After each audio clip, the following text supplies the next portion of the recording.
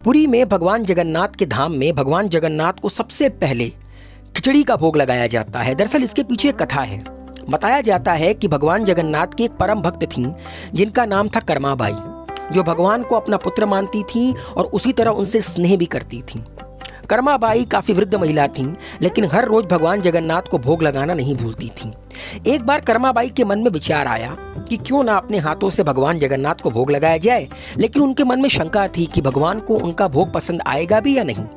भगवान जगन्नाथ कर्माबाई के मन की इच्छा को जान गए और एक दिन सुबह सुबह उनके घर चले गए और जाकर कहा कि हे माता, मुझे बहुत तेज से भूख लगी है, जल्दी कुछ बनाकर दे दीजिए। तब जाकर कर्माबाई ने झटपट जल्दी से खिचड़ी बना दी और क्योंकि इसको बनाने में ज़्यादा समय नहीं लगता, कर्माबाई ने भगवान को खिचड़ी परोस दी और खुद पंखा करने लगी। भगवान ने बड़े चाव से खिचड़ी खाई और कर्माबाई से कहा कि मुझे ये बहुत पसंद आई और अब मैं रोज खिचड़ी खाने आऊँगा।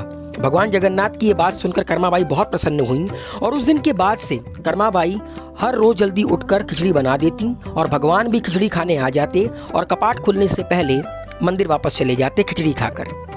एक दिन जब कर्माबाई खिचड़ी बना रही थी, तब एक महात्मा ने देखा कि कर्माबाई बिना स्नान और रसोई साफ किए बिना ही खिचड़ी बना रही हैं। तब महात्मा ने कर्माबाई को समझाया कि ऐसा करना गलत है।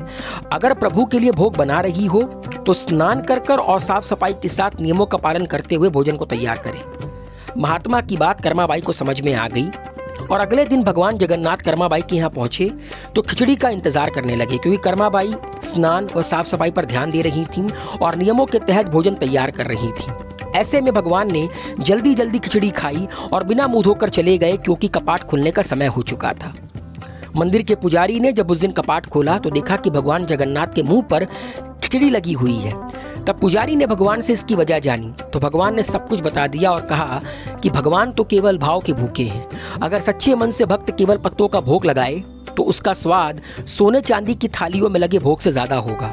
जो स्वाद भक्त के भाव में होता है वो 56 भोग से कहीं ज़्यादा होता है। जब यह बात महात्मा को पता चली तो उसको बहुत अफसोस हुआ और उसने कर्माबाई से माफ़ी मांगी और कहा कि जैसे तुम्हें भोग लगाना पसंद है तुम वैसे भोग लगाओ। महात्मा ने कहा कि भगवान को तो केवल आस्था व श्रद्धा चाहिए, इससे बढ़कर कोई और नियम नहीं ईश्वर को प्राप्त करने के लिए। कुछ दिन के बाद कर्माबाई ने अपने शरीर को त्याग दिया। उस दिन पुजारी ने मंदिर के कपाट खोले तो देखा कि भगवान जगन्नाथ की आंखों से आंसू बह रहे हैं। पुजारी ने भगवान जगन्नाथ से पूछा कि प्रभु क्या हुआ, आप रो क्यों रहे हैं? तब भगवान जगन्नाथ ने पुजारी से कहा कि आज मेरी माँ कर्माबाई इस लोक को छोड़कर मेरे लोक में आ गई हैं। अब मुझे खिचड़ी कौन खिलाएगा? जिस प्रेम से खिचड़ी बनाती थी और मुझे खिलाती थी, अब ऐसा कौन करेगा? तब पुजारी ने कहा कि हे प्रभु, हम आपको आपकी माँ की कमी को महसूस होने नहीं देंगे। आज के बाद से आपके लिए सबसे पहले खिचड़ी का ही भोग लगाया जाएगा और इसके बाद से ही भगवान जगन्नाथ के लिए हर रोज खिचड़ी बनाई जाती है और उसका भोग लगाया जाता है।